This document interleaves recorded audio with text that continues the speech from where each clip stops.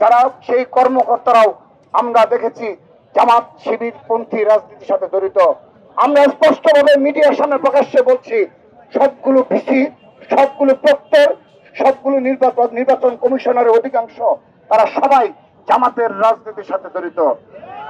তাদের এত ভয় কিসের? তারা বারবার মব ক্রিয়েট করেছে। 5 আগস্ট পরবর্তী বাস্তবতায় আপনারা লক্ষ্য করে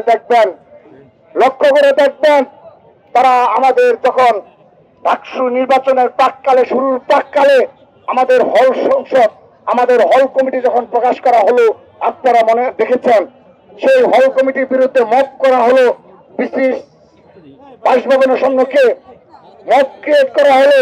তাহলে যে ছাত্র সংসদ নির্বাচন হলো এবং এখন পর্যন্ত সেই নিজেদের যারা মুনাফেক এবং অলজুর ভিত্তিক দাবি করেছিল সেই ছাত্র সংগঠন আজকে হল পর্যায়ে ছাত্র রাজনীতি করছে না।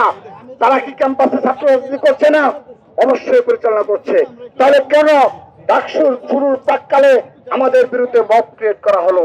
কেন হলগুলোতে ছাত্র দলের বিরুদ্ধে সাধারণ শিক্ষার্থীদের বিপ্লব